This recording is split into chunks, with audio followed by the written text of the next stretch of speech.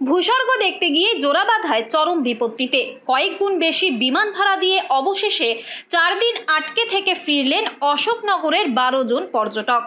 কাশ্মীরের পেহেলগাঁও হয়ে জম্মু থেকে দিল্লি আসার কথা ছিল, সেই মতো রওনাও দিয়েছিলেন সকলে, কিন্তু হরপা বানের কারণে মাঝপথে শ্রীনগর ফিরতে হয় তাদের। সেখানে একদিন থেকে বাড়ির উদ্দেশ্যে রওনা হবেন বলে ঠিক করেছিলেন, কিন্তু তার মাঝেই বৈশারণ ভ্যালিতে ঘটে জঙ্গি হামলার ঘটনা। এরপরই পরিস্থিতির সম্মুখীন হয়ে আতঙ্কে 4 দিন কার্যত হোটেলে গৃহবন্দী থাকতে হয়েছিল সকলকে। কাশ্মীরে গত 22 তারিখে যে নারকীয় হত্যালীলা হলো, তারপরে আমরা সবাই আতঙ্কিত হয়ে পড়লাম। কারণ হচ্ছে 22 তারিখের ঘটনা, আমরা 21 তারিখ পর্যন্ত যেখানে ঘটনা সেই পেহেলগামে ছিলাম। আতঙ্কে 4 দিন আমরা প্রায় ঘরবন্দি ছিলাম। গতকাল রাত 3:30টার সময় আমরা বাড়ি ফিরি। 20 তারিখে আমাদের ফেরার কথা ছিল। 20 তারিখের কাশ্মীরের রামবান জেলার ধর্মকুণ্ডু গ্রামে হরকা বানে হঠাৎ করে 15 কিলোমিটার রাস্তা ধসে মাটির নিচে চলে যায়। 16টার উপরে গাড়ি, পর্যটকের গাড়ি খাদে পড়ে গেছে, 5 জন মারা গেছিল এবং তার জন্য টোটাল রাস্তা বন্ধ। আমাদের ট্রেনে করে ফেরার কথা ছিল। দেখুন, আমরা নিম্ন মধ্যবিত্ত পরিবারের মানুষ, আমরা ট্রেনে করেই যাতায়াত। আর কাশ্মীর ঘোরা মানে আমাদের হচ্ছে 2 বছর 3 বছর ধরে আমাদের স্বপ্ন, টাকা অল্প অল্প করে জমিয়ে আমরা একটা জায়গা করি। তো আমরা সেইভাবে গেছিলাম। সুতরাং কোনো মানুষ যদি ট্রেনে করে যেতে চায়, পেহেলগাঁও বা শ্রীনগরের এদিককার মানুষ জম্মু অবধি পৌঁছাতে পারবে না। সেই জায়গায় দাঁড়িয়ে আমাদের প্লেনে আসতে হলো।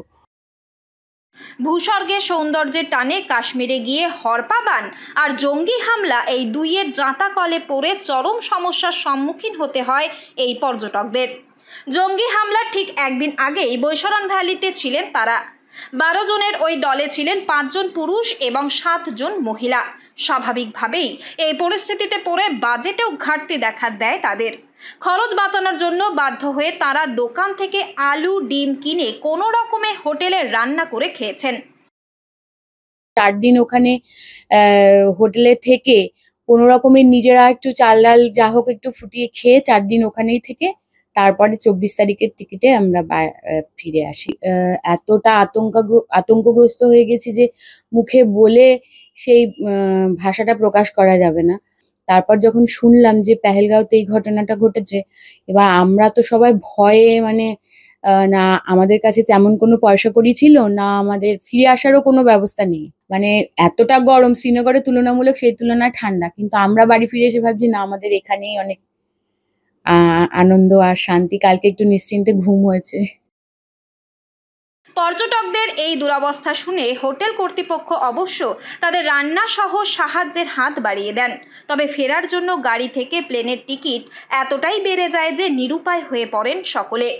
এরপর নানাভাবে সাহায্য নিয়ে শেষে 12 জনের জন্য 2,18,000 টাকার বিনিময়ে বিমানের টিকিট কেটে শ্রীনগর থেকে কলকাতায় পৌঁছলো তারা। ঘুরতে গিয়ে যে এমন পরিস্থিতির মধ্যে পড়তে হবে তা যেন কল্পনাই করতে পারেননি গুপি মজুমদার, পল্লবী দাস, শম্পা মজুমদাররা। প্লেন ভাড়া হচ্ছে মারাত্মক। দেখুন, 9,000 টাকা ভাড়া ছিল। যখনই এরকম অ্যাক্সিডেন্ট হলো, ইনসিডেন্ট ঘটলো, 9,000 টাকার প্লেন 34,000 টাকা করে ফেললো। সুস্থ দেশে এইগুলো হতে পারে না। এটা কেন্দ্রীয় সরকার, এটা একদম বলবো প্লেন ফেয়ারে এদের রাস্তা টানা উচিত ছিল। আমরা ধার দেনা করে কষ্ট মষ্ট করে বিভিন্ন জায়গার মানুষের কাছ দিয়ে টাকা ফোনপেতে নিয়ে আমরা প্লেনের টিকিট কাটতে বাধ্য হয়েছি।